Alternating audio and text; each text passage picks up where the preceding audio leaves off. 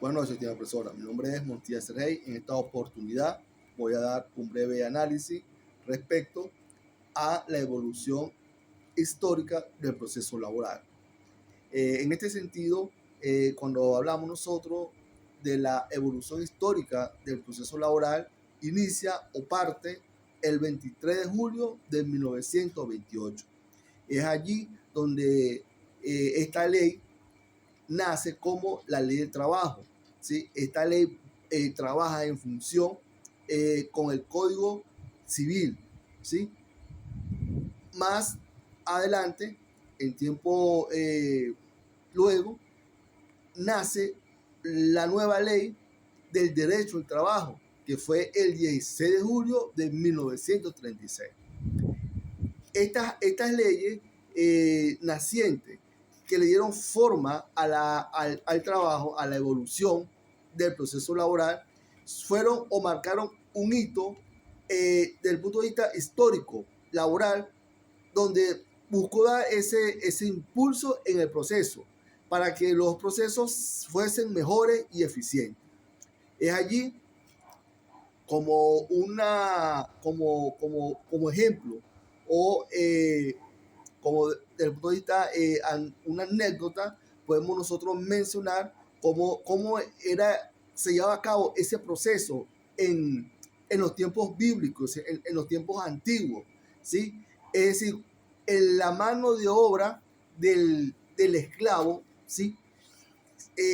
Respondía al jefe, a un jefe que le asignaba una tarea, el cual ellos debían trabajar en función al jefe, y allí llevando a cabo ese trabajo de mano de obra muy, se puede decir que es muy fuerte, ¿sí? Entonces se promulga o se analiza que esas leyes, ¿sí? Eran o buscaban una regulación de ese proceso laboral como tal, ¿sí?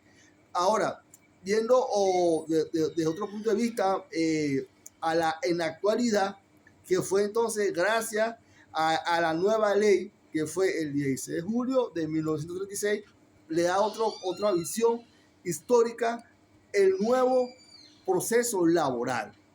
Entonces, realizando o llevando a cabo ese ejemplo que mencioné, es para tener en cuenta cómo era que se trabajaba allí esa actividad laboral, ¿sí? Que llevaban a cabo los esclavos, pues, los llamados esclavos como tal. También este proceso da un aspecto muy importante, cómo trasciende a los principios del proceso laboral. ¿Por qué? Porque tiene una significación esa evolución histórica.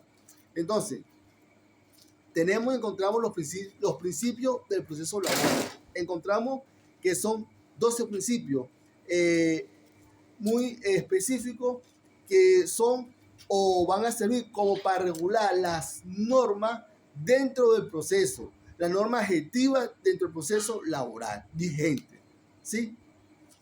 Tenemos el primer principio, que es la celeridad. Este principio consiste en acelerar el proceso. Tenemos otro principio, la eficiencia. Este principio busca que se desarrolle con más eficiente, con más objetividad los procesos que se van a llevar a cabo. Tenemos el otro principio, que es el principio de autonomía. Es decir, este principio tiene que ser autónomo, ¿sí? Tiene que ser autónomo o de carácter propio, el cual se va a llevar a cabo estos procesos. Tenemos también el otro principio, que es de rectoría del juez. Es decir, en este caso, el juez es el rector o el director de los procesos judiciales que se llevan a cabo en ese proceso de evaluación. Por ejemplo, se presenta un caso, él como director es el encargado, ¿sí? es el encargado de dar las pautas dentro del proceso. Él es el que va a indicar, el que va a decidir, el que va a dar el ordenamiento legal, cómo son y se debe llevar a cabo el proceso. Allí las partes no tienen que estar allí incorporadas, ¿sí? El otro proceso que es uniforme, ¿sí? El otro principio es uniforme, es único, ¿sí? Ese principio también enmarca estos principios o estas normas adjetivas del proceso laboral como tal. Siguiendo con este mismo orden de idea, voy a mencionar cómo se encuentra organizado los tribunales laborales. Los tribunales laborales, ¿sí? En el proceso laboral, ¿sí? Basándome en la ley orgánica del proceso laboral, ¿sí? Ok, bueno, hablamos nosotros de cómo se encuentra estructurado, organizado, los tribunales están, o me baso, o voy a partir de la Constitución, el artículo 12.9 constitucional y el artículo 13 de la ley orgánica del proceso del trabajo, ¿sí? ¿Qué me dice? Los tribunales de primera instancia, tenemos que son los tribunales de sentencia, los tribunales de primera instancia de ejecución, de mediación y los tribunales y el Tribunal de Justicia. De segunda instancia tenemos los tribunales superiores y el Tribunal Supremo de Justicia. Enmarcando o basándome de ese artículo, del artículo 13 de la ley orgánica del proceso del trabajo y constitucional 12.9, podemos nosotros enfocar o mencionar o direccionar cómo está constitucionalmente hablando organizado los tribunales laborales de control. También es importante mencionar o destacar cuáles son la competencia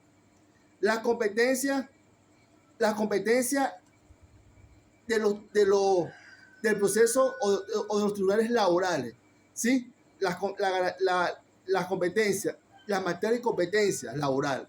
Ok, cuando hablamos nosotros la jurisdicción de competencia de la materia, voy a enfocarme directamente que el artículo 28 del Código de Procedimiento Civil vigente establece que los procesos laborales, ¿sí?, que se desarrollan en cuanto a la materia, en cuanto a la materia, se desarrollan o se direccionan, ese es el territorio donde se ejecute el proceso. Por ejemplo, si en este caso yo debo exponer un caso acá en Barinas, yo tengo que ir o me tengo que direccionar es en el territorio donde yo me encuentre, que serían los tribunales laborales de acá del estado de Barinas. Esa sería la competencia, es el territorio donde yo me encuentro, ¿sí? Y la materia es el derecho que yo voy a exponer, ¿sí? El derecho que se va a exponer en cuanto al